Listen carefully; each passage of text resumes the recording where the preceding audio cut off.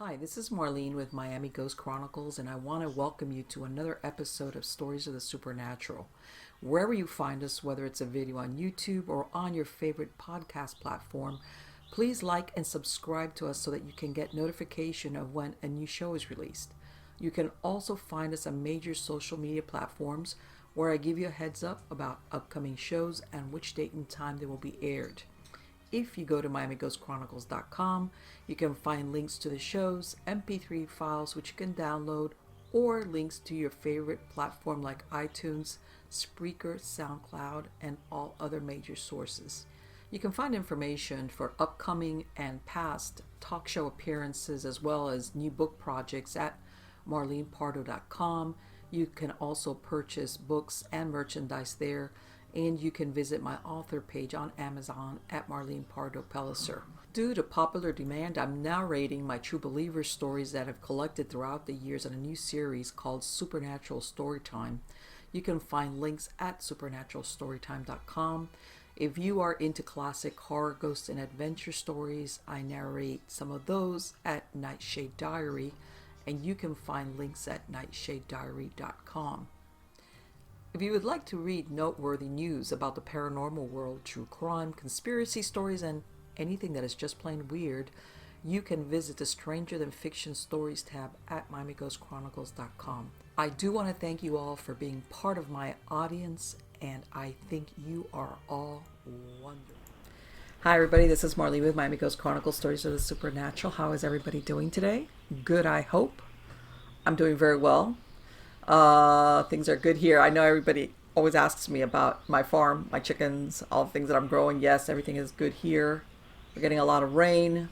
Even though I know guys might not see this today, but out in the Gulf of Mexico, we have like a storm that might be Barry, but bottom line, it's drenching New Orleans. And as you know, New Orleans is unfortunately, because they're below sea level, this is a big problem for them. But yeah, for those of you who are familiar at all with Florida and South Florida weather, you know that this is hurricane season for us. So even though I'm really happy that we get a lot of rain because of the stuff that I have growing out in the back, all these trees, at the same time, these are the months that we keep our fingers crossed, because 2018 we were very lucky, and I'm hoping that we're going to be just as lucky this year when it comes to hurricanes and storms, etc. But anyway, let me get down to the important stuff, which is who my guest is today. And I know you are going to be excited when I tell you who my guest is. Her name is Robin Strom-Mackey. Now, she has been researching and investigating the paranormal for the better part of a decade. During this time, she's written extensively about ghosts on her blog, The Shore, which can be found at delawareparanormal.blogspot.com. She's also the founder and director of Delaware Paranormal Research Group. She's a medical professional, a mother and a wife. Formerly, she was taught English, communications, and broadcasting, and she was a TV journalist for the U.S. Navy. So, let us welcome Robin. How are you doing today? Oh, I'm good. How are you doing? Fantastic, fantastic. It is great to have you on. And I am going to ask you, all my guests get the same question, and my audience knows that.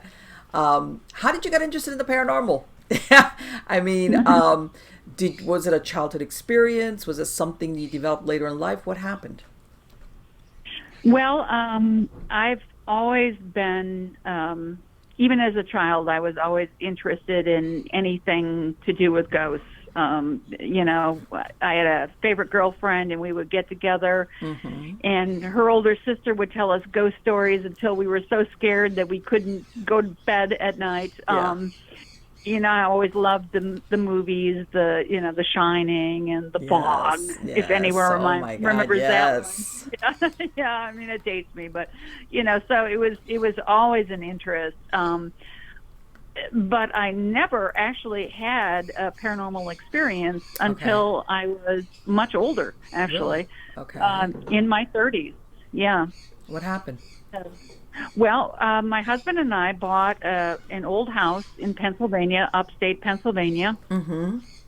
And the first night we're moving in, actually, was the first encounter that I had ever had. We were cleaning the house, and we had a very young son at the time. He was about 2 when we moved in. So we put him down at his regular time because he crashed out. He tended to crash out pretty early. So we put him down in a bedroom that we had on the first floor, in a nest of blankets and pillowcases and, you know, all that kind of stuff. And he went sound asleep. And my husband and I continued cleaning the house and unpacking boxes and moving things around until we were so exhausted ourselves. About midnight, we rolled out our sleeping bags and we lay down and we went we went to sleep mercifully.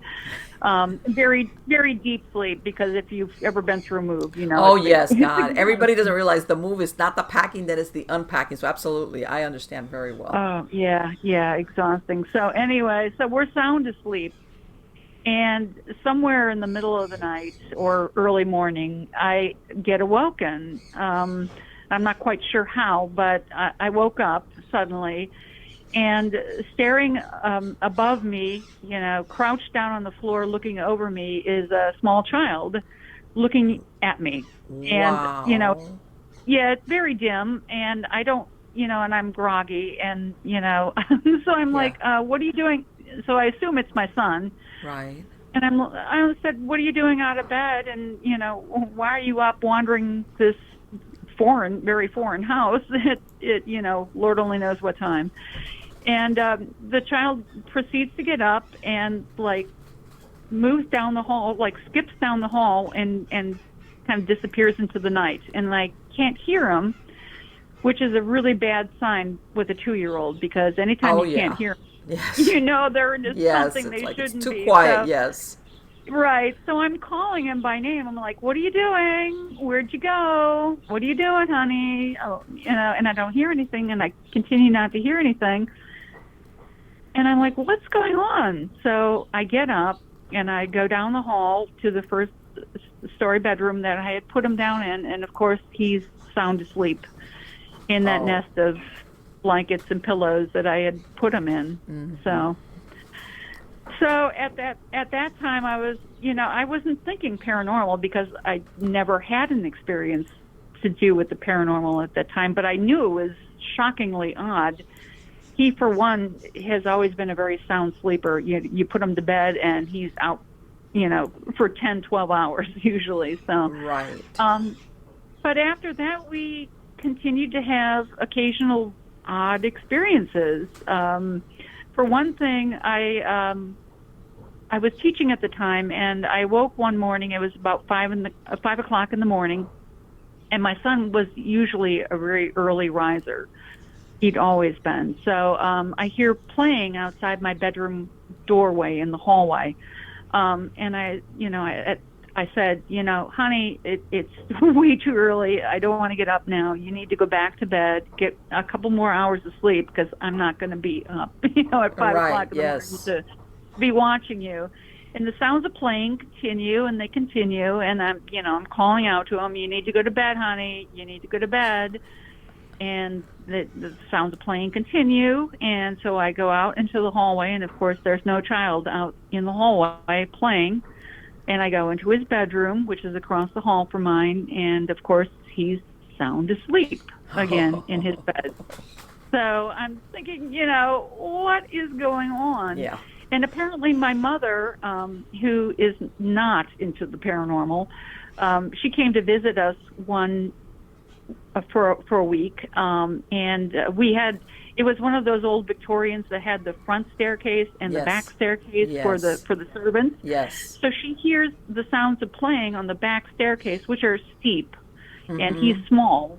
And so she's worried about it. She hears these sounds of playing, a child playing on the back staircase, and she's worried that he's going to fall down the stairs and break his neck, of course. So she goes down the back, out to the back staircase, and of course there's no child playing on the back staircase. And she didn't tell me about it. Because it's like, my mother is patently not into the paranormal. Right. In other words, I think she was probably thinking, this conversation is going to go in a direction I don't want it to go. It's true. It's I don't want it to. Exactly. Yeah. So So she didn't tell me about it until about 2 years later when I think I was saying, I think my house was haunted, and she's like, yeah, I think it was. And you're like, what? Why didn't you tell me? Isn't it funny, especially when it comes from somebody like that it's like, okay, if you're saying that. Right. A patent skeptic is someone to believe, actually, you know. Yeah. Yes. So, and you know, very often his toys, his electronic toys would go off in his bedroom. I mean, that happened a lot. He wouldn't be in the bedroom, and there was one race car toy in particular that would just rev up suddenly and start going off, and I'd have to go up to his bedroom and turn it off. And I always, you know, I'm skeptical myself. I just assumed that the batteries were running low or the thing was, you know, malfunctioning. Mm-hmm. And I really didn't think anything of it at the time. I just turn it off, take the batteries out, you know, replace the batteries if necessary, and just go along with my day. But looking back on it now, I think that there was perhaps something going on. Yeah, it's a lot of these things. It's only in hindsight when you start looking and you go, no, you know. But when it's happening, if you're busy and stuff, it's like, oh. Yeah. Yeah, I had a brand new teaching career. I had a 2-year-old. I had house renovations going on, and I didn't have time. Yeah, I'm sorry, but I don't have enough time to figure this one out. Yeah. So I just kind of brushed all these things off, and then, as I say, like you said, in hindsight, I was like, wow, you know, maybe there was really something going on there. I didn't have time for it at that time. So sure, but at the same time, and I want to say, even though it sounds like a haunting, but it didn't sound malevolent, you know. It didn't sound. It was a little kid, you know, like more than anything mischievous, and it wasn't like nothing that you hear about in some hauntings where it's like you just want to like race out of the house. It didn't sound like that what was going on. No, absolutely not. It never felt that way. It was a child. It was most markedly a child, and it was doing what children do. It was playing and being mischievous and curious, if nothing else. So. Did you ever see, what was it, like a little boy, or did you ever see him again after that first night? No, I never saw him again after that first night. That was the only time I actually made a visual contact with him. But I believed it was a small boy because it played with my small son's toys, the car toys and all the things that little boys are interested in. Right, exactly. And what happened? Did you guys move away, or did it fade away? What happened with what was going on there? Well, my husband ended up getting another job, and it was down in the Delaware area. And so after only 2 years, we ended up selling the house and just moving away. So wow. So that was kind of the end of that. But that was my first experience with it. So. But that's a really neat, because it was one of those things that, and it's almost like you said, even though it was an old house, you're in the middle of moving in, and the last thing you're looking for is to have a paranormal experience, much less see a little kid ghost. You know, I totally understand when you're saying here, I'm like, I'm exhausted, I'm ready to pass out. Plus, I've got a bunch of other things, you know, to do.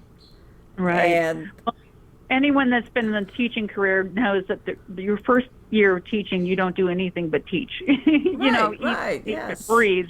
Teaching, you're getting ready for classes, you're teaching, you're grading papers, and you don't have time. No, of course and then not. I have a 2-year-old on top of that. But it definitely lit a fire of interest in me, so that when we had, when my son got a little older and I got a little bit more secure in my career, and then I realized that you could actually research the paranormal.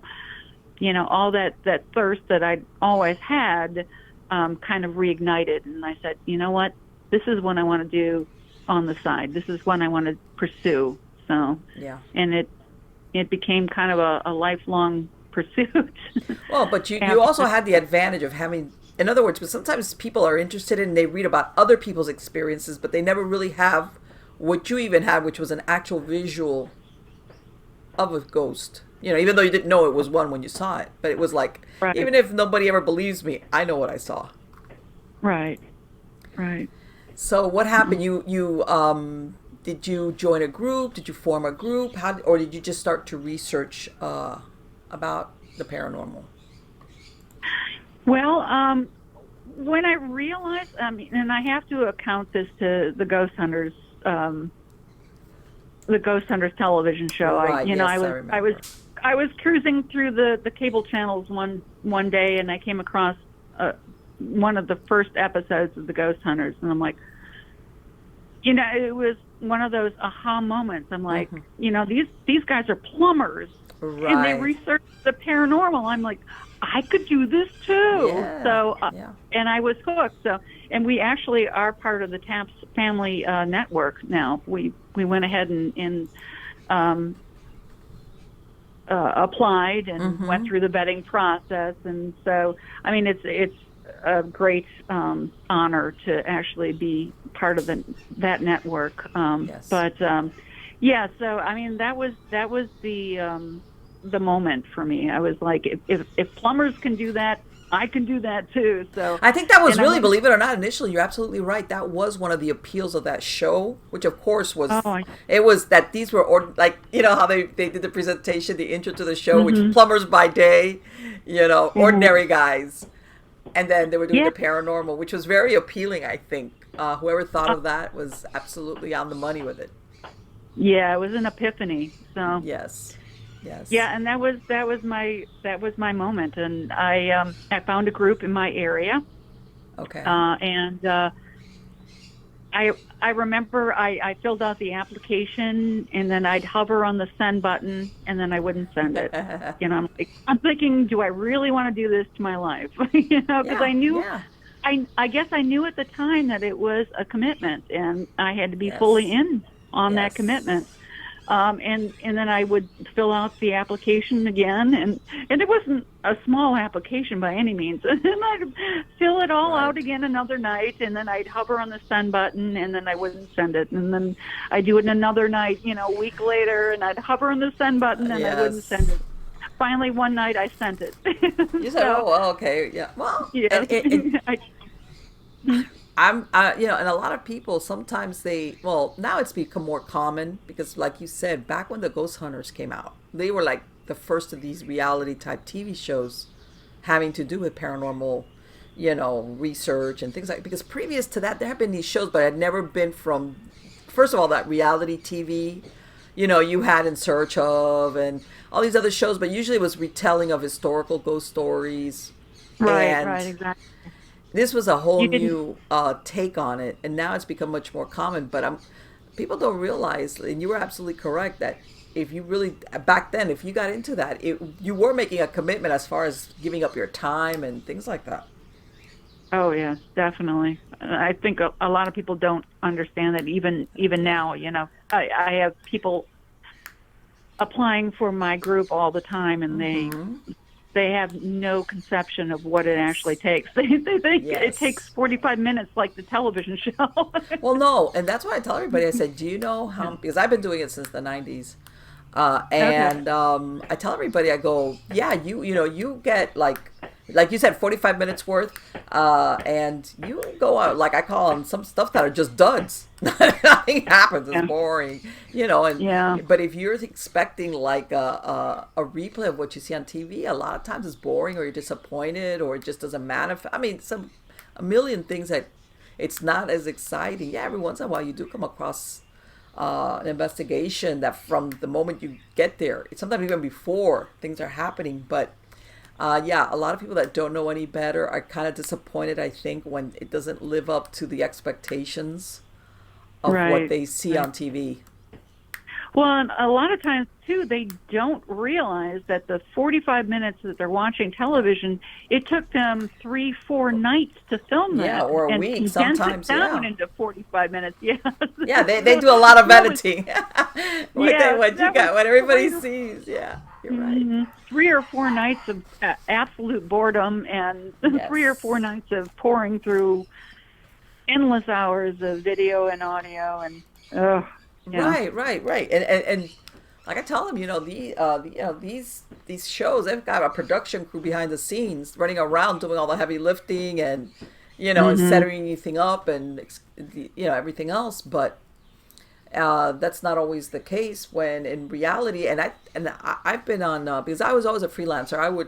I worked with a research foundation that did all of Florida, and I would usually do South Florida, or if they needed, like I say, a warm body in another place, and they would, get in touch with me and say, Marlene, are you willing to travel a little bit? Why? Because a lot of times, not all times depending, but if it was a residential investigation, it could only be done on the weekend, because this is the only time the family was able to have anybody come to their house. And that's another thing that will fizzle out potential investigators, is like, you mean I have to give up my weekend? Yeah, you do. Yeah. Yeah. So, yeah, I know what you mean as far as expectations. Everybody doesn't realize the reality of the reality show, in other words. Right. So you went into it, which was great back then, because I think a lot of stuff has evolved even from those first, the beginning when Ghost Hunter came out. And so definitely you've been immersed in that. And how was your experience going in there, working in a team setting? Well, it was fine. I lasted about maybe 2 years with the first team I worked with. Okay. And as you, I'm sure, are well aware, there are a lot of egos in this. Oh, paradrama, yes. Yeah, yeah. So, and the first group I was in was the hierarchy was all male, and I felt a certain,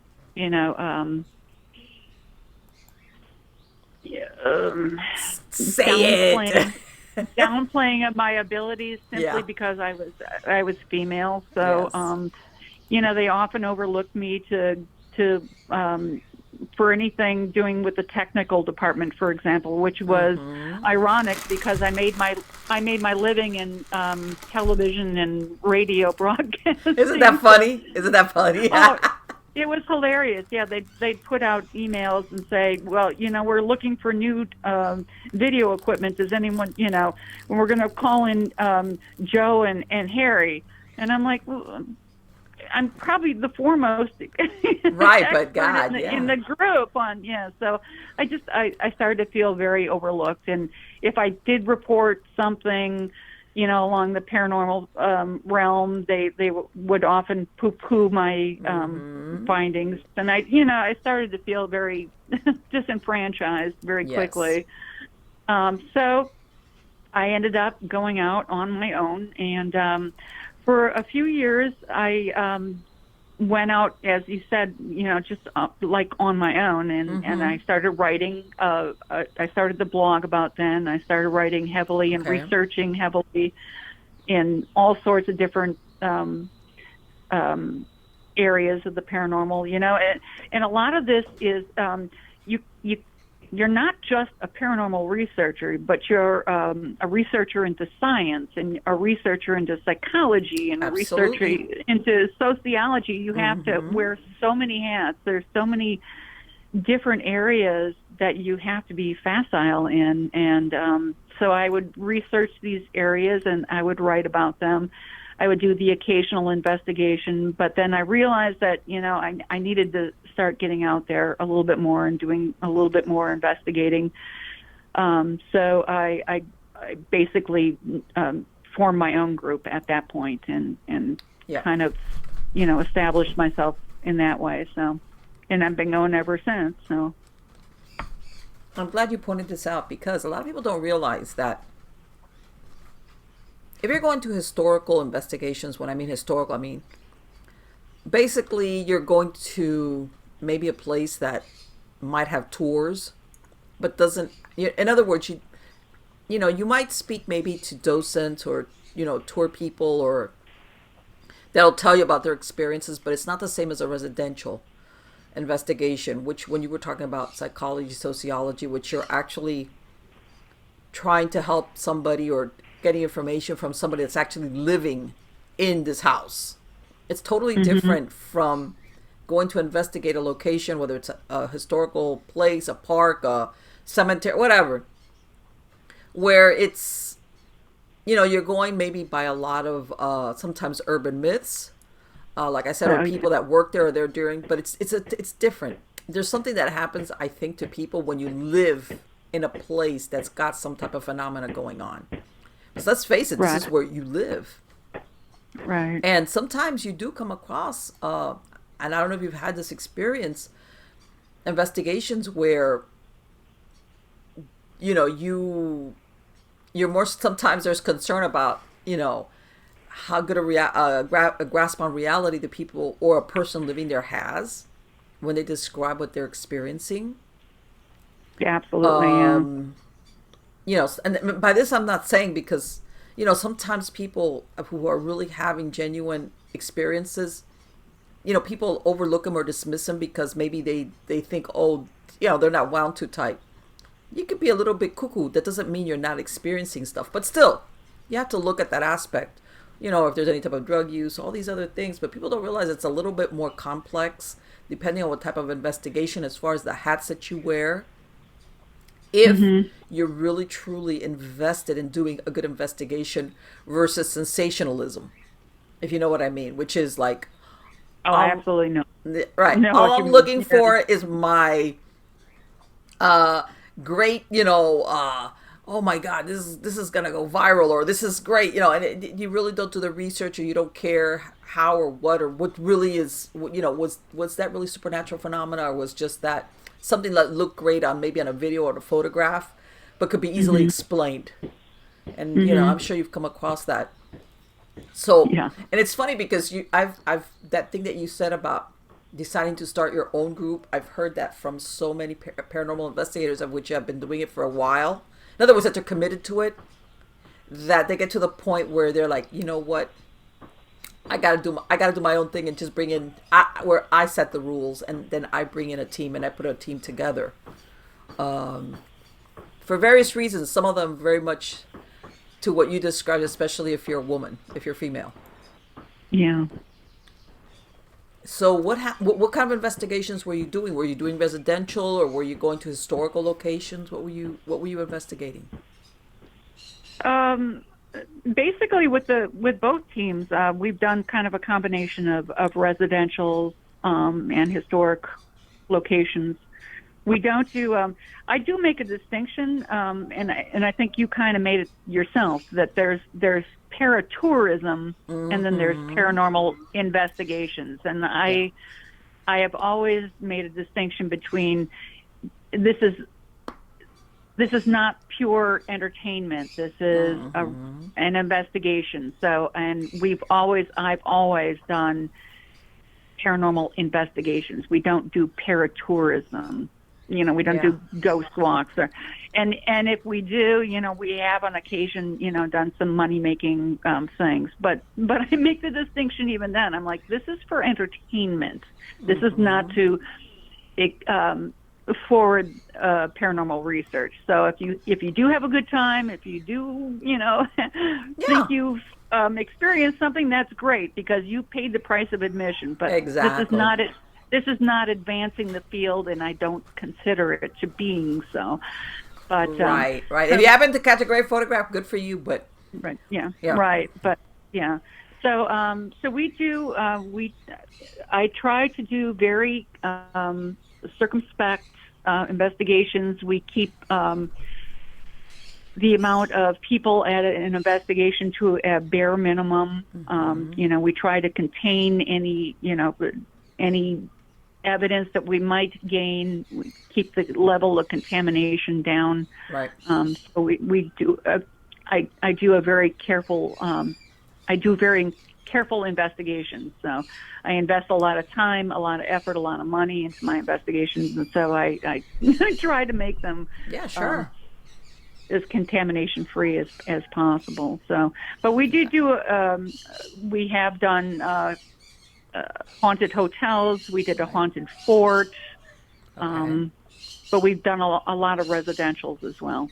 I think we probably do mostly residentials. But right. Yeah, and that's another thing that you consider. It's when you just mentioned right there, contamination.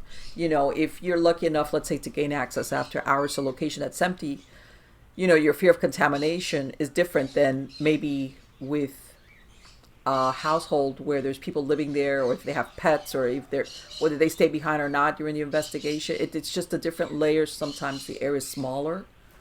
Mm-hmm. So yeah, those are a lot of people don't realize that those are things. Is this house close to a railroad track? Where or a busy street where you've got Right. sound of traffic or lights, coming in Right. through windows, reflections, all those things people don't realize have to be thought about. All those things. Yeah. Or, you don't get all excited about nothing. After it gets debunked when you realize there Yeah. wasn't anything really there. And have you come across any investigate? Let me ask you something. What happened? You wrote a book called The Anatomy of a Ghost. Mm-hmm. Does this have to do as far as what you found throughout your investigations, as far as what it is exactly what a ghost is, or what is that book about? Well, Anatomy of a Ghost was basically a research book that I did about all the different theories out there about what ghosts are and what the paranormal might pertain to. So I delved quite a bit into the lore, the ancient lore of ghosts. So I talk about, for example, the Egyptians' ideas about what ghosts were and the soul, and Right. I talk about the spiritualist movement quite a bit, Okay. because I think it all kind of began there with the spiritualist movement and the parapsychologists. Then I talk about the more modern theories of what the paranormal is and what actually ghosts are conceived to be, and what poltergeists are conceived to be. Right. I talk about some man-made ghosts, the theories about like the Philip experiment, where they created basically a ghost out of their own minds. Right, like a tulpa, yeah, exactly. Well, and I talk about tulpas too. Right. But yeah, the Philip experiment was more about psychokinesis and proving that a group could manipulate psychokinesis to create a spirit of their own, basically. Right. And I also talk about other things like shadow people phenomena, after-death communications, near-death experiences, out-of-body experiences. So I kind of tried to do the whole gamut of the ghost experience in that book. Right, because people, I mean, if you look, God, there's been fear of ghosts, let's call them ghosts. I mean, since ancient civilizations, and you go Absolutely. from the where people, you weren't even allowed to mention the deceased name, and every effort would be made to make sure that they left. And then there's like others that translate into ancestor worship. Right. But there's always a lot of fear. In other words, with all these different civilizations, that they had no crossover, no contamination, and they all had that fear of / respect of deceased human For the beings, the deceased. spirits. Yeah, depending if they were restless. In other words, every effort was made to appease them, and like have them move on, and make sure you didn't do anything to make them stay behind. And they were, it makes you, for those people that say, well, superstition. Personally, I think when you do the research, it's very strange that you have all these different cultures, countries, continents apart that have that one common denominator, which was fear of the dead, as in the spirit of the dead that chose to stay behind. In other words, they all thought it was a problem. Yeah. And like I said, some cultures would forbid you even to talk, mention that person's name, for fear of that this was going to keep that spirit, to linger Around. behind, and then you had a big problem on your hands. And even same thing, how sometimes we hear about, more modern times, where you would hear, oh, there was a tragedy or murder or suicide at his house, and it would get a reputation for being haunted. Right. And that was the same thing in all these different locations across the world, regardless of what the culture was, where, something Right. bad happened at a house. It was it was like you don't want to move there, like bad. This was Right. like a cursed either house or place or anything like that. So when Yeah. you see that, it's that I call it like a shared human experience, which is like, yeah, superstition maybe, but it's like, yeah, too many, that it seems too real, um, and for all these different peoples to kind of describe the same thing, which is, of course, the existence, of the human. I don't know if you want to call it the soul or the conscious awareness of that person after death. In other words, I know there's a lot of people that think, once you die, that's it. You go in the ground and your consciousness is gone. There's no more you. And also, when you mentioned that thing about the spiritualism, I think a lot of people don't realize that. I personally think that it also developed because there was a lot of wars, the Civil War, where a lot of people had lost loved ones, and I think there was a big desire to like reach out and have, kind of reconnect sometimes with a deceased, either father, son, brother. Yeah, absolutely. That maybe for some, I mean, some families never even knew what had happened to their loved one. They might have fallen in battle somewhere and they were never heard of, so they were just reported as dead or missing in action or things along those lines. And I tell everybody, because but around that time when you were mentioning that thing of spiritualism, that even a little bit, after that they were saying, oh, that there was also a lot of frauds, as far as psychic mediums. Hmm. And I tell everybody, you know what? I think the problem would come in. I'm not going to tell you there weren't people that were doing, fraud. That basically they were taking the advantage of people maybe that were heartbroken or wanted to. But I think I think that sometimes there were genuine mediums out there that, unfortunately, this is how they fed themselves and had a roof over their heads. And I think that when you had a parlor full of people that wanted to see manifestations, it's like maybe you could do it, but not every single day, or every week, So they kind of fell back on doing basically tricks, for lack of a better word. But it doesn't mean that they were all totally frauds. It's just that they couldn't do it consistently. In other words, to keep the money coming in. Yeah, that's a possibility. Um, Let me ask you, when have you ever had any? Did you ever go on any investigations that you felt like, because of what you encountered there, that you needed? It was either that you wanted to refer it out, or it was beyond the capabilities of the team, as far as maybe because it was a very dark haunting.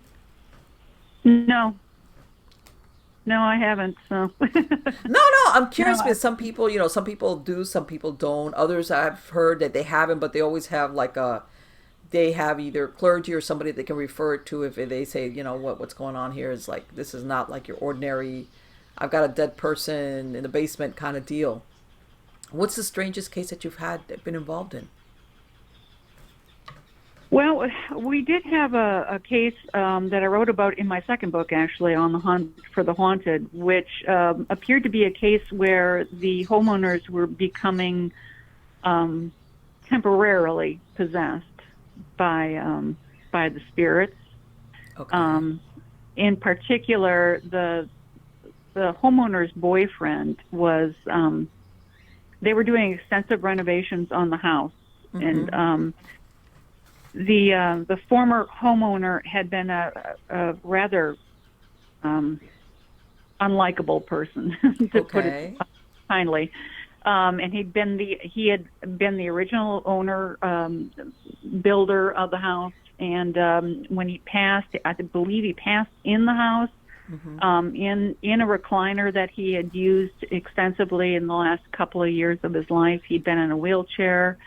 Okay. He'd been a diabetic, so he was not getting around very well. His eyesight was dimming, and he had spent the last couple of years of his life pretty much totally alone, Okay. because he wasn't a terribly likable person. Right. Yeah. So, so the woman that purchased the property, purchased it on auction, and with all of the former contents of the home, the previous owner. So so she basically bought a rundown house with all of the former owner's possessions in it, including this recliner that I think I had already mentioned. Yes. So she was pretty much renovating the entire house. She added on rooms. She gutted other rooms, all the other rooms. Mm-hmm. And she had a boyfriend that lived next door, excuse me, with his father, actually. And he would come over and help her with the renovations. Well, he was starting to have these strange behavioral shifts where he would fly into these unaccountable rages. Okay. And he was at times being very belligerent, very aggressive towards her. He was also being very aggressive to his father, a man with whom he had a wonderful relationship. At one point, he punched his father out on the front porch and threw him off the front porch. Yeah. So, and a neighbor that had lived in the neighborhood for many years witnessed this when he attacked his father, and she told her husband at the time. She said, "That's just like Wilhelm had done. He sounds just like Wilhelm, who was the former owner." Yeah. So, and he was also, as I say, being very aggressive towards his girlfriend, and twice he ended up chasing her out of her own home. She was trying to get away from him. She would go to her car and get in her car to try to get away from him, and he would jump up on the hood and start jumping up and down on the hood. And one time, the second time it happened, he said he came to, and he had no idea how or why he was up on her hood, jumping up and down. And I remember him saying, I kind of woke up and I was like, what am I thinking I'm going to get out of this? Because right. I'm pounding holes in her hood. So and he jumped down, and that was about the time he called us. Actually, He's like, there's something really weird going on, and I need you to come over and help me with it right now. So.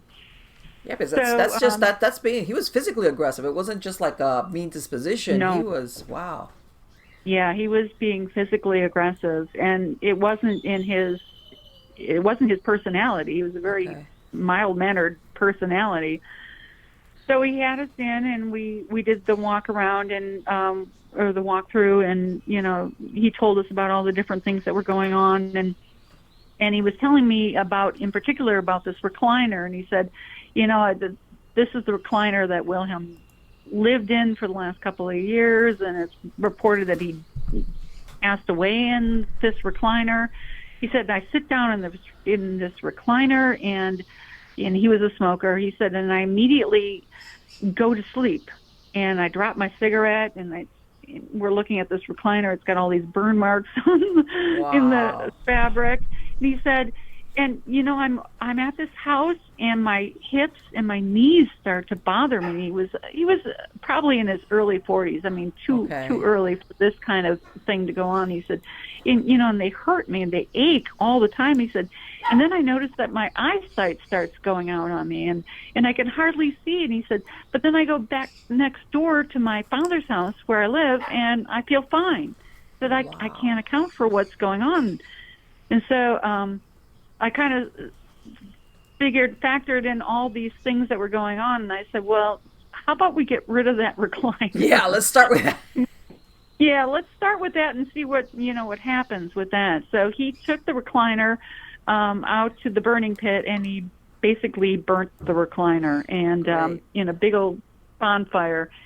And at the time when he was burning the chair in the bonfire, he reported to me that he saw a man standing up in the fire and a small girl child.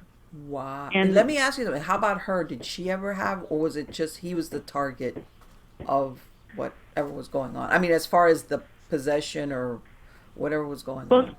Yeah, he tended to be the object of the aggressive possession, but she also was, And there was a small child spirit supposedly in the house as well. And he found her one day. She was actually an amputee. She had been amputated on one leg from the knee down. Okay. And so it was very difficult for her to get down on her knees. So when she was, doing renovations on the house, she tended to not get down on her knees. But he found her in the back bedroom one day on her knees, humming to herself, and all around her were these pictures, on that gray paper that you buy for kids, the cheap paper, were all these like watercolor paintings. Okay. That looked like they had been done by a small child. And I actually have pictures of these watercolor paintings. Wow. One of them was a rainbow. One of them was just streaks, like made with a brush. One of them had a few words written out on it. And so he walked into this back bedroom and he finds her, amidst all these drawings. And of course they didn't have children. She's an older woman. She Right. has a granddaughter. That's who the art supplies have been bought for. Right. But the granddaughter actually lives in California. So there was no way that the Yes. granddaughter had done these paintings. So he kind of wakes her up and he's like, what are you doing? She's humming to herself. And he says, what are you doing? She goes, I don't know. I have no idea. So he picks her up. He helps her out of the room. She has no recollection of how she got there, who the paintings were by. So he goes back into the back bedroom and he goes over to a jar with paintbrushes, and he feels the paintbrushes and they're wet. Oh. So, so at the time, when I went, and she's a very level-headed woman. I love that kind of client. She's very level-headed. She's very skeptical. She's like, I'm not sure I believe in all this. And I said, do you have any recollection of how you got on your knees, where those paintings came from, why the brushes were wet? She says, no, I have no recollection of any of that. So, Wow. So there was some definite suggestions that she was being, as I say, temporarily possessed. Yeah, by the child. So. And what happened after they burnt the chair? Well, he burnt the chair, and he also had a minister in from a local church. Okay. And after he did that, the aggressive type of manifestations, the aggressive type of haunting ceased. Okay. They were still experiencing the child spirit, and there was also a woman spirit in the house that was dressed in like 18th century clothing. Okay. That could not possibly have come from that house because that house was built in the 70s. So, the homeowner's boyfriend was seeing this woman almost daily. But after they burnt the chair and had the minister in, the aggressive type of manifestation ceased. And so they were just dealing with the little girl child and the woman that we investigated. So we did come in and do a full investigation. We did get some extremely interesting EVPs out of that evening. Probably the best EVPs that I've ever captured in the entire. And what was the source? History the old man, or was it from the other two? No, we got mainly EVPs from what sounds like a woman. Okay. They weren't childlike at all, and these two EVPs in particular sounded like a woman, repeating the same thing twice over. It was like a personal mantra. It starts out with very discernible but indecipherable whispering, and it's like, and then you get these very distinct words that said, I can't go out anymore. It's been 5 months, I believe it was, and then and the one says in Delaware, and the other one does not. So that was the only switch over between the two of them. But it was like she was explaining to us why she could not leave the house. I can't go out anymore. It's been 5 months, or it's been 5 months in Delaware. So it was very, very odd, Right. but very unique. So, and you usually get an EVP. It's 1 or 2 words, maybe 3 or 4. Yeah. But this was, these were full sentences. So. Mm-hmm. Yeah, Very and again, interesting. who knows what might have been there on that piece of land way before there was any type of development, or that's Right. And sometimes Yeah, the development came in the 70s, Yeah. early 70s, Yeah. but it could easily have been farmland before that. So Sure. I always speculated it came in off, a torn down old farmhouse, and she just Yeah. simply migrated. Yeah, people don't realize that sometimes you have structures and then they get old or demolished and then they'll stay empty land for years. In other words, people don't remember, there's nobody around to ever say, oh yeah, there was an old farmhouse there, because, as the city maybe expands or they develop it, nobody's out there to Right. say, yeah, 50 years ago, this used to be a farm. Right, Sometimes, but a lot of times there's nobody around to point that out. And not everybody has the wherewithal or the desire, let's say, to go down to like a government office and look up a tract of land and see what was there once upon a time. Right.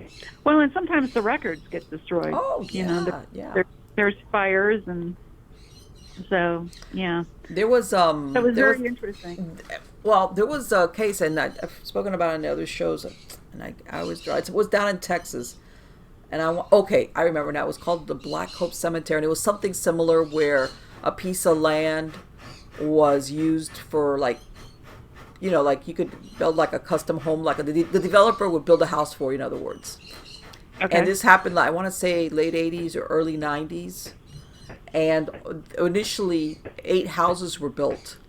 And they found, after one of the persons living there was digging for a swimming pool, they came across some coffins, wooden coffins. Oh dear. Turns out that this piece of land where all of this had been developed on had been an African American cemetery. But, Yeah. As a matter of fact, the owners, they tried to go out. The developer didn't know, because this was like an unofficial graveyard. In other words, even if you would have gone to county or city records, that there was never any document that said that piece of land is being used as a cemetery, as a graveyard. What had happened was, maybe around the turn of the century, there was it was like a little town called Black Hope, and there had been a big fire, and I guess nobody decided to rebuild, but during the time that it had been occupied, they had been using that plot of land for burial purposes.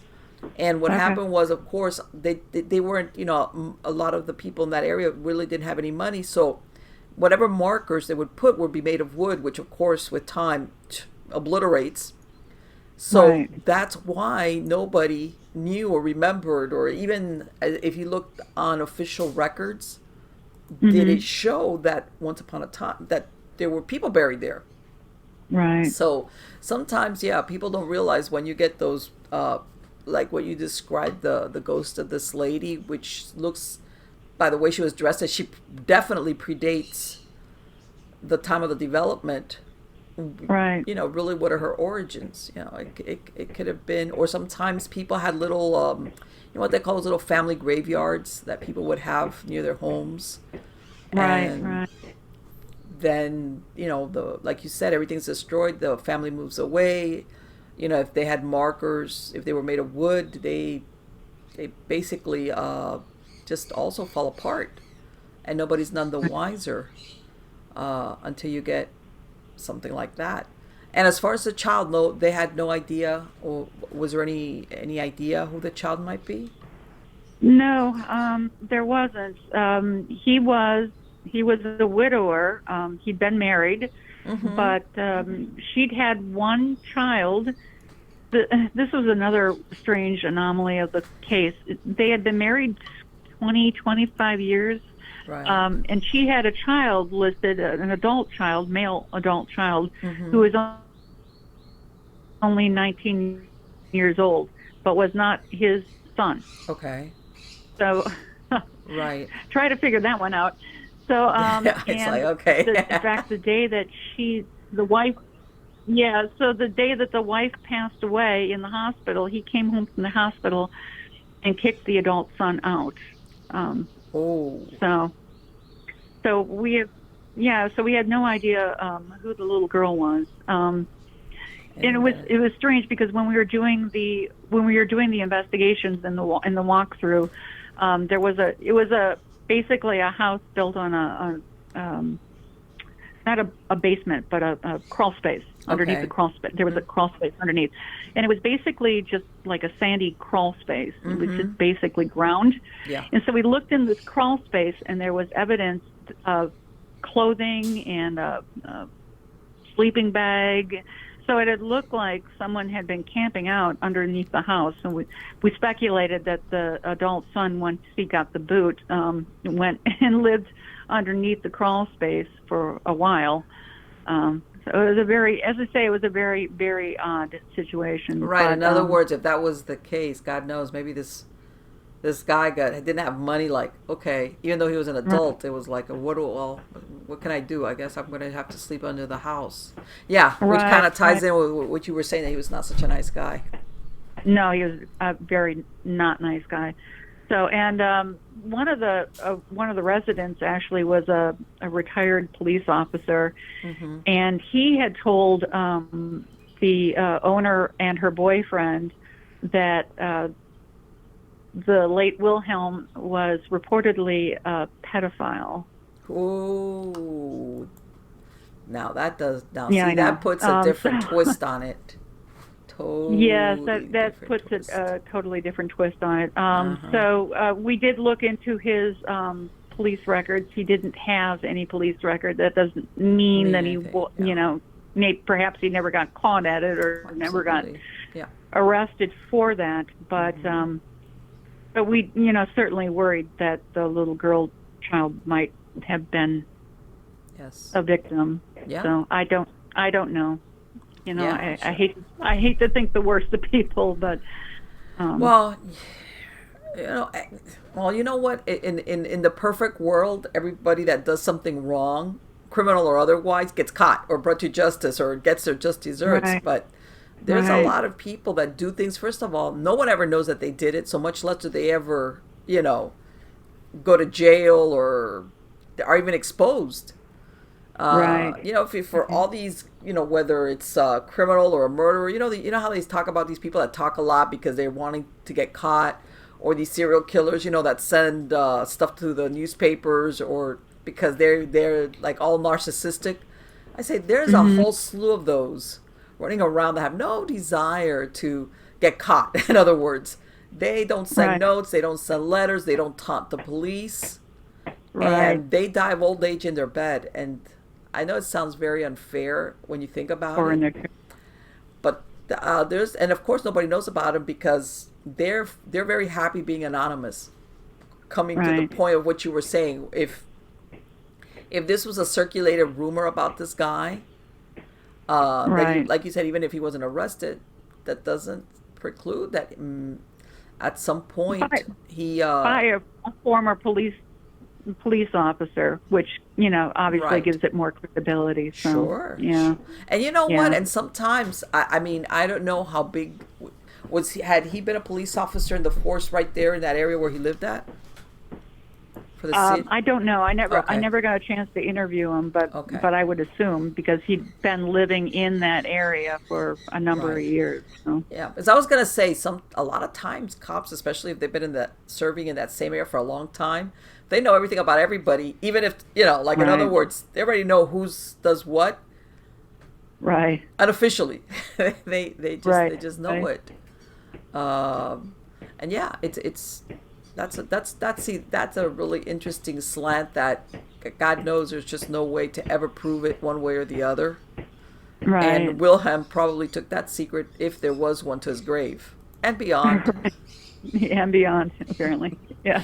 Yeah, people. So, But that thing of it's really funny because when you were saying that thing about the easy chair, one time I got a story from, well, I got somebody that communicated with me because throughout the years people send you like stories about stuff that they've had, experiences they've had. And I had one where they did, this was more recent. This was, now a lot of people put those curbside pickups where they'll leave stuff like, hey, first come, if you want it, take it, it's yours. sure. And apparently this couple, this was over here like in Central Florida somewhere. And it was something similar where I guess an elderly guy, they didn't really know per se, but he had lived in this house, he had died, and the family didn't want it. And basically they took the furniture and put it out by the curb, like take whatever you want. In other words, they were just emptying the house out. Small house. Sure. And this couple took exactly what you described, an easy chair and a little TV, like a small TV. They took it. They're like, oh, this is great. And that's when they started to experience phenomena. They would come home, they would find this TV on, which they had definitely, they would come on when they were asleep. It would switch out channels. Let's say they'd be watching it, they'd walk to the kitchen or something, and then they come back and the channel had switched. Like, what is going on? Same thing with the That's not easy what I wanted chair. to watch. Right. They started having like if I think it was a husband, if he ever like when you like in those easy chairs you kind of pass out, do like a little nap time. They both started to experience. He started having like really bad nightmares, and then eventually they both started having nightmares, even if they were, in their beds. And after a while, they kind of like, okay, did you just? Oh, and they were having nightmares where they were dreaming the same thing. Like they would. How could we be having the same nightmare? The same dream, yeah. Right. And I believe, if I remember correctly, this guy, later on they found out that he had died apparently from lung cancer. And they would be, part of their dreams would be seeing like this old man with a lot of smoke and stuff. But at that time, they didn't know anything about this. So at some point, it took them a few months to kind of like realize, okay, when did this start? And they realized this started after we picked up these two items. Well, they got rid of them, but they went back to the location and they talked to a neighbor. And that's how they got this, backstory on who had lived there and what the story was. I mean, there was nothing about him being, but he apparently had lived alone. And he was, like an older person that lives alone. Like they spend a lot of time sitting and watching TV. And apparently he had some type of lung cancer, COPD, something like that, where that also like impaired him getting out. And he kind of died, like, even apparently he had family, but he kind of died alone, and like all they wanted to do was like get rid of all this stuff. They said sure enough, as soon as they got rid of the TV and the chair, that was the end of it. No more phenomena, no more dreams, nothing. It was like a cautionary tale. If something looks, I say, because nowadays, it's not only when you go to flea markets or garage sales or even thrift shops. Sometimes you got to be a little bit careful with stuff. If it gives you the heebie-jeebies, pay attention to the feeling, because sometimes you might get, the attachment. In other words, it's not that you necessarily have to buy a house that's haunted for you to get some type of effect from, especially where something that was used a lot by that person. Like, in other words, they travel with it.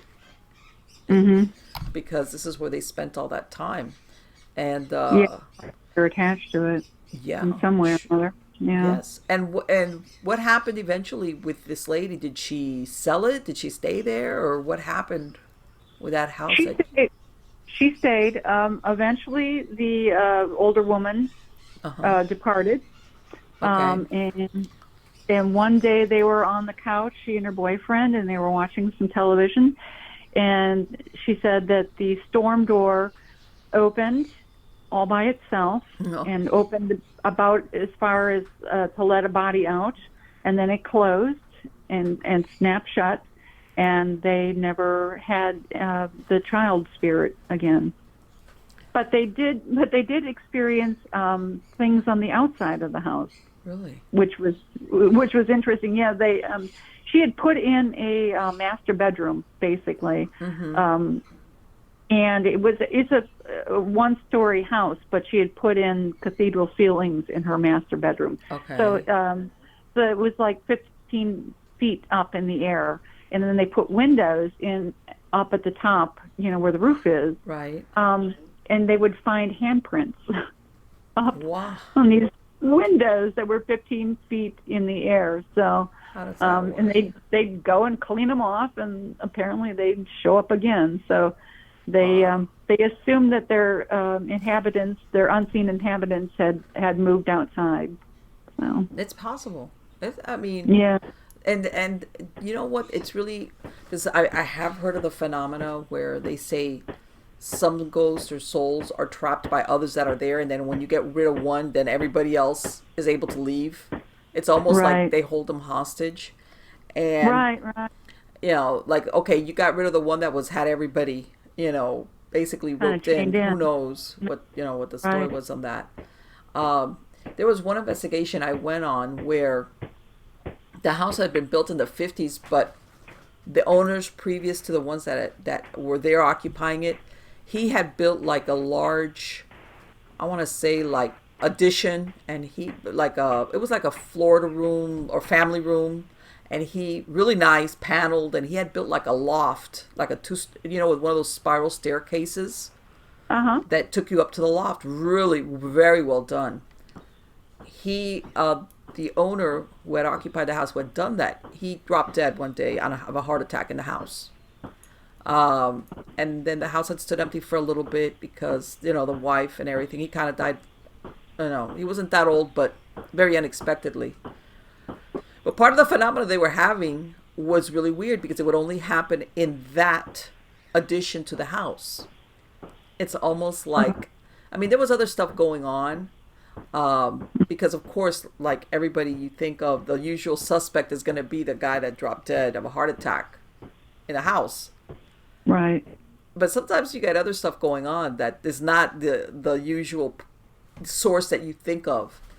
But it's really funny how sometimes they're almost limited to, even though he had lived in the entire house, that owner, stuff that was tied to him because he had built that house and that loft. It was like his I want to say like a man cave kind of deal. Yeah. In other words, he had built it, even though his whole family lived in the house. It was like a man cave, and up in that loft, he had like, his computer and his desk and all that stuff. And a lot of the stuff that was the phenomena was that you would hear would be there. And that was really weird. In that investigation, they had some dogs, and they took the trouble. The owner's girlfriend, she took the dogs to some neighbors that lived like 2 or 3 miles away. Like, made sure, because we asked them, if you can. If you can't, it's okay. And the next door neighbors, they didn't have dogs. And the house that was right next to theirs, which was a corner house. In other words, this house was the second from the corner, was empty. It was totally empty, and they were on a lake. In other words, your source. And then we were there like maybe a few hours, and all of a sudden, when I'm listening back to some of the audio and video, I'm distinctly hearing dogs barking like there, like, when you have dogs living in the house. And I was like, wait a minute. There were no dogs there. There was no dogs there. There was no, and I know there were no dogs there. And I even had gone outside, and she had even, because when we got there, she left for a few minutes to like take the dogs away till you drop them off. Miles away. There's no way sound could travel that much. And besides that phenomenon, that was one of those weird things that just drops in, that happens in the middle of investigations, that you distinctly hear his dog barking. And I realized that when we were hearing it, we did hear it with our ears. But when you're caught up in something and you hear something that's very commonplace, like dogs barking, that you don't realize at that moment, why are we hearing dogs barking? There's no dogs here. Yeah. Interesting. And later on, it was like, wait a minute, dogs barking? Wait, what dogs? They sometimes you'll have stuff that you'll hear, and you just, it doesn't have to be, in other words, really weird. And it was like, so I'm saying, it wasn't like whispery or low. It was like more than one dog, as a matter of fact, barking. Oh, okay. So yeah, that was a weird investigation. But yeah, sometimes, um, I know that a lot of people say, well, talk about residual stuff, uh, whether it's a Mm-hmm. smell or auditory or things like that, and another time, but that was a very convoluted case because of the not only because of the phenomena, but because of stuff that was going on with the people that were occupying it, plus the next door neighbor of the house that was empty. It was very, very. It was, it was one of those investigations that from the begin at the beginning seems very simple, I guess is what I'm talking, and then once you get into it, it just becomes more convoluted. And you're like, wow, this is a real mind bender as far as where the source of this could be coming from. Right, right. Which is when you have to do your research. So let me ask you something. Are you still actively? You still have the group working on investigations? Yes, yes, we still do investigations. We're Okay. not working on anything currently, but Okay. mostly because the book just came out, and we've been doing mostly promo for the book What's the lately. name of But what's I'm sorry, this is not Anatomy of Ghosts. You said that you had written another one. What's the title of that one? it's On the Hunt for the Haunted. Okay, okay. And that just came Yeah, out. that just came out in April, Okay. um, and and it's a book basically about all many of our past investigations over the last 10 years, and so the Okay. the long neck house that I was describing to you is in it. I also just talk about Fort Delaware, which is in Mm-hmm. Delaware City.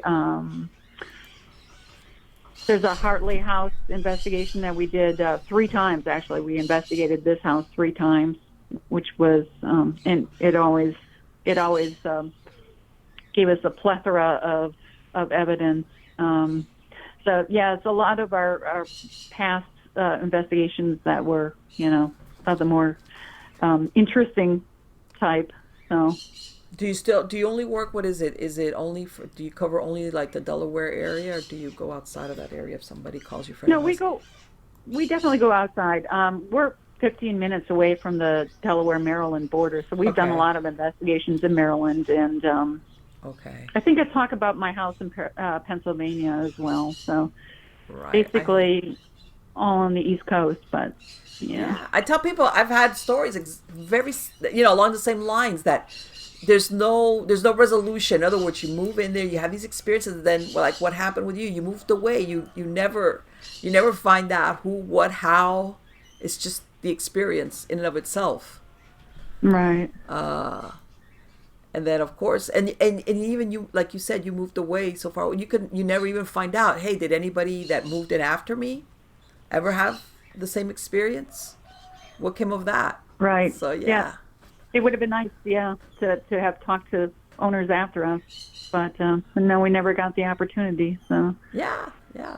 I have people that will tell me, oh, when they were kids or they were teenagers, like, yeah, we lived in this house and it was like terrifying, but then we moved away. In other words, see, they didn't they have don't. power over it, so their parents decided to move. That was it. That was the end of that. Yeah. So, anyway, Robert, I want to thank you so much for talking about your investigations, your experiences. Let me ask you, if somebody wanted to get the book, do they go directly to your website? Which, for my podcast listeners, what is your website? Our website address is delawareparanormal.org, Okay. all lowercase. But it's also available on Amazon and Barnes and Noble. Okay. It's available through Llewellyn Worldwide, who is my Okay. publisher. Okay. Indiebooks.org, Okay. basically available on at any of those venues. Okay. If they order it direct through our website, it Mm-hmm. will come postage free and signed by the author. So that's Perfect. the one advantage of ordering it from us. But Absolutely. Yes. That's fantastic. yeah. And are you going to be, because I know you said sometimes you've done events, or does your group do anything now for the Halloween season? Even though I know we're a couple of months out, but I know a lot of people now are preparing for what they're going to be doing for October, the Halloween season. Yeah. Well, we're still kind of putting things together. I know I'm doing a book signing at the Greyhound bookstore in Okay. October. Okay. I I'm know not it's recalling like people. exactly what I it know a was. lot of people are like, I tell everybody this is just like right after summer vacation, September. You walk into stores and you already got the autumn and the Halloween and even some Thanksgiving stuff up. I go for people Right. that are gonna.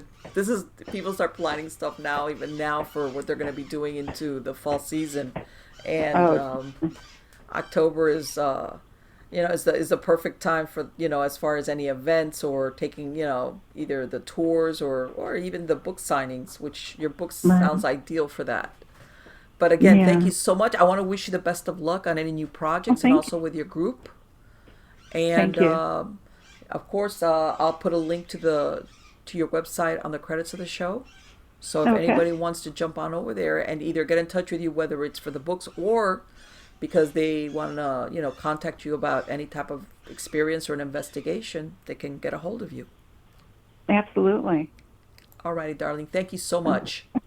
Thank you, and good luck with your group as well. So, Thank you. Bye bye. okay. Bye bye. All right, guys. So, wasn't she an interesting lady? Let me tell you something. For all of you, because when I've had so many guests that they when I ask them that question, or when was your first experience with the paranormal, and it's like a childhood thing. Look at her. Here she grows up. Yeah, interested in the paranormal, of course. Kids read mystery stories. It's like that little let's get scared and everything, but that's totally different. You have to understand that's like fantasy made up. You get scared a little bit and then that's it. Then here she's an adult, which I love that story. Absolutely love it. Here she is because I can I am I have a lot of empathy for what she was talking about, that you've just moved in, you have a baby, a toddler, 2 year old, all right, and the last thing you're thinking of is having a paranormal experience or seeing anything. You're when she's saying we're basically moving in and go to sleep, fall asleep exhausted at midnight. I've been there, done that. Where, and obviously, in other words, she's probably sleeping deeper, even though it was a different house, probably than she even normally would, because she's exhausted. She wakes up and she sees a little kid crouching over her, which, of course, she doesn't wig out because she's thinking, it's my little boy. Okay? Wow. So, see, she did have that. And like I say, obviously, she was there a very short time. When you think about it, 2 years flies, and it sounds like she was really busy. And then, she never really had a chance to investigate. In other words, if, little did she know that later on she was going to go and be part of a team and then create her own team to find out what was the history on the house, or if something had happened. And that thing where her mom is hearing this child playing on the back stairs, which, yes, that was very common. These back stairs would be the ones that the servants would use, in other words, to go back up and down. This was in these older homes, this was very common. And that child, her mom, who's of course another skeptic, you know, hears a child playing in the back stairs, assumes the same thing she did, that it's her grandson, only to find out there's nobody there. And of course, and this is the thing, when she's hearing what sounds like a child playing, it's distinct enough that she knows what it is, enough to the point that she's concerned. These are steep stairs, and my grandchild's going to get hurt. He's going to fall or whatever.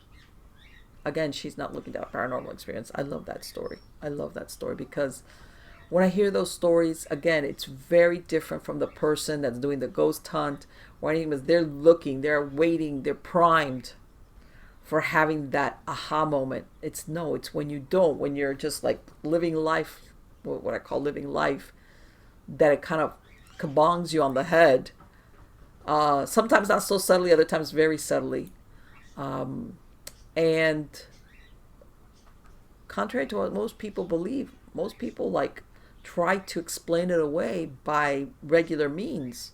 They don't think it's ghostly, or they assume or something that they hear.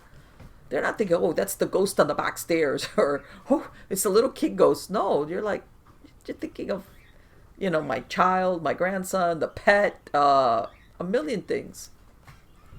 It's not only till you go look that you realize. And then her mom sits on the information for 2 years. Oh, and I've told this story before. I have an aunt, well, she's in her late 80s now. All the time I knew her, I still know her obviously, but very cut and dry. No superstition, no ghost, that's BS, blah, blah. Very, for lack of a better word, almost unimaginative, if you want to go in that direction. None of this flight of fancy, and if people would ever talk about having any type of encounter with the paranormal, it was like, oh, they're over imaginative, that, their imagination is running away with them, or they're lying, or anything but. And then this happened a few years ago. I cannot remember how the conversation started on that. And she's talks about when she's a little girl, maybe 6 or 7 years old. She's my mom's younger sister.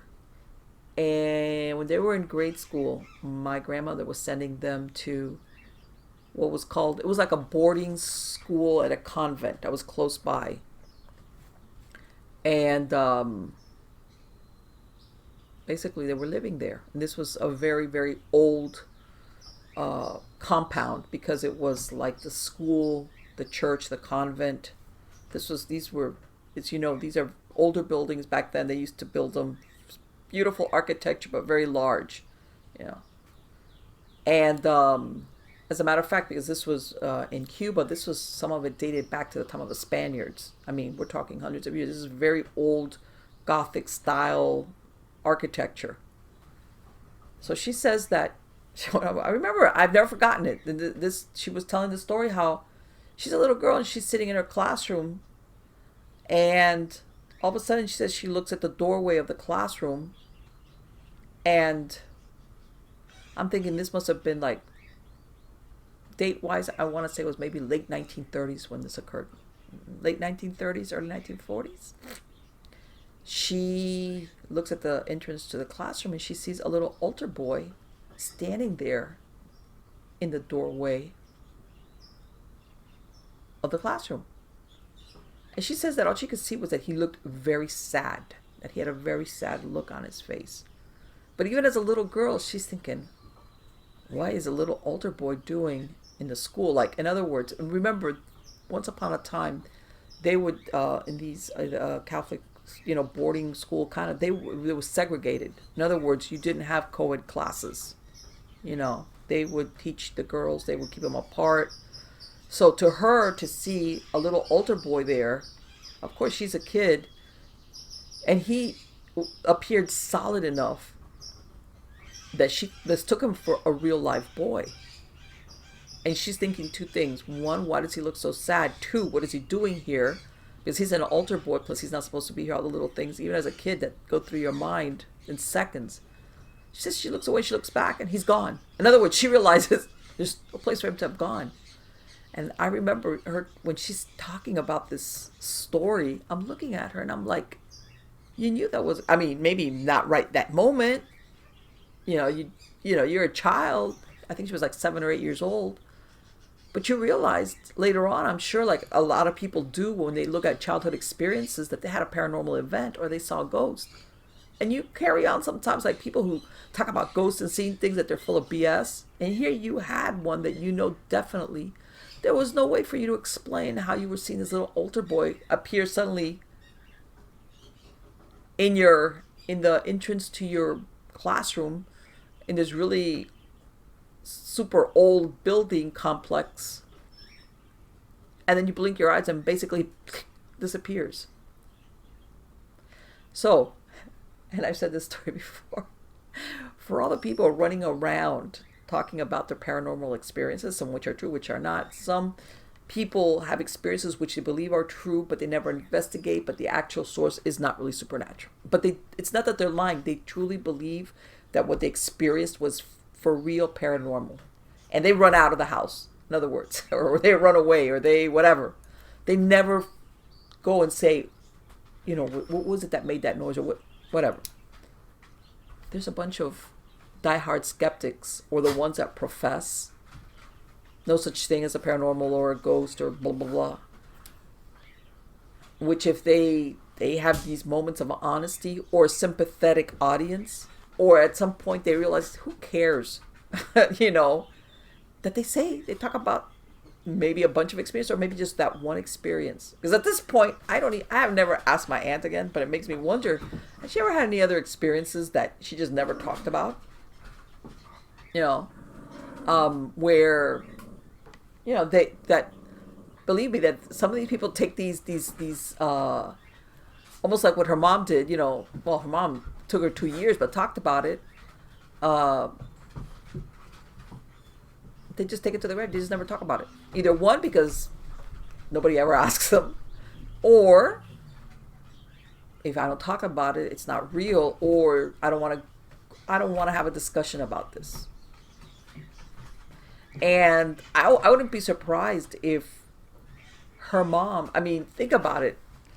Her mom only confesses to this after she makes the remark about, I think my house is haunted. And her mom is like, who she's expecting is going to poo-poo the idea, is going to go, yeah, because I had this experience. It's almost like, I have to keep up my diehard skeptic reputation, especially with my daughter, who maybe I've dismissed anything having to do with the supernatural, and the only time I'm going to admit to having this experience was she brought it up, so it's safe to talk about it. So a lot of people take stuff to their grave just because of course, and I'm sure everybody either knows, either as a friend or even a family member that's the diehard, where like, that's a bunch of BS, you guys are crazy, how can you believe that stuff? So nobody ever asks them, by the way, have you ever had that experience? So that's, stories untold. There's a lot of them out there, which brings me to the point of, if you're one of these who's had those experiences that you've never talked about, you can tell me. I would love to hear about it, and I will keep you anonymous. If you want to, if you don't, whatever, I'll get in touch with me, Marlene at MiamiGhostChronicles.com. Or go to MiamiGhostChronicles.com, and there's a Submit Your Story tab. And you can either write it, I will interview you on Skype or on the phone, or however you like. If you want to retell it yourself, if not, I'll retell, or however you want to do it. I would love to hear these stories, especially if it's something, believe me, you're not going to say anything. I'm not going to hear anything that I'm going to go, oh, what is that? Believe me, I most probably have heard it all, and plus extra. So if you're looking for a sympathetic and understanding, receptive audience of one, that's me.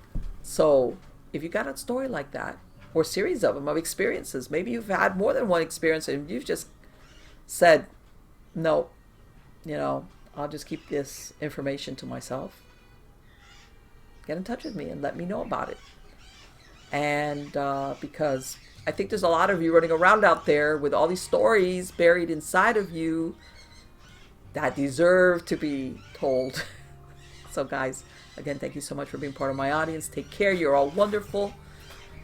Come back next week. I've got a lot of fantastic, interesting guests. Also on the website, you can also find any of my appearances that I've done on other talk shows, on other paranormal talk shows, other interviews that I've done with different shows, different hosts, great hosts. You can either listen to it or even download the MP3 file. Just go to MiamiGhostChronicles.com. Take care and see you then.